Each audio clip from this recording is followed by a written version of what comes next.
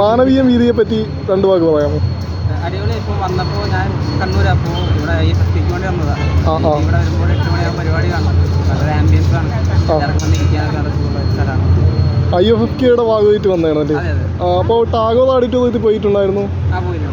അവിടെ എങ്ങനെ ഉണ്ടായിരുന്നു? അവിടെ സിനിമ കാണാൻ പറ്റില്ല. അവിടെ വേറെ നമുക്ക് എല്ലാവരും എൻജോയ് ചെയ്യാൻ സിനിമ കാണാൻ നല്ല ടാസ്ക്കാണ്.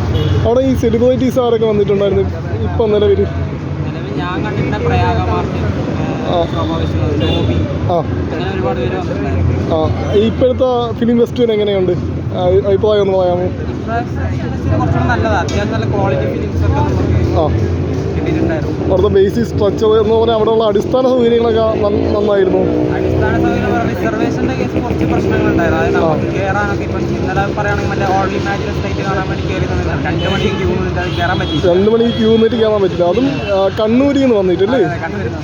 ഇത്രയും ദൂരം താണ്ടി വന്നിട്ട് നിങ്ങൾക്ക് കളക്ട് കാണാനുള്ള സൗകര്യം അവിടെ ഒപ്പിച്ച് അവിടെ ഒരു സംഘാടകർ റെഡിയാക്കി തന്നിട്ടില്ല. അപ്പം പൊതുവെ ഈ ഇപ്പം കണ്ണൂരിൽ നിന്ന് വന്നേരെ ഈ ട്രിവാൻഡ്രം സിറ്റീനെ പറ്റി 2 വാക്ക് പറയാമോ? ട്രിവാൻഡ്രം സിറ്റി ഈ ഏരിയ കംപ്ലീറ്റ് നല്ലതായിരുന്നു. നമുക്ക് എല്ലാ ഏരിയ നടന്നു പോകാനുള്ള ദൂരങ്ങൾ, തിയേറ്റേഴ്സ് ആണെങ്കിലും നമുക്ക് സ്ഥലങ്ങളെ കണ്ട് അപ്പോൾ ഓക്കെ, താങ്ക് യു.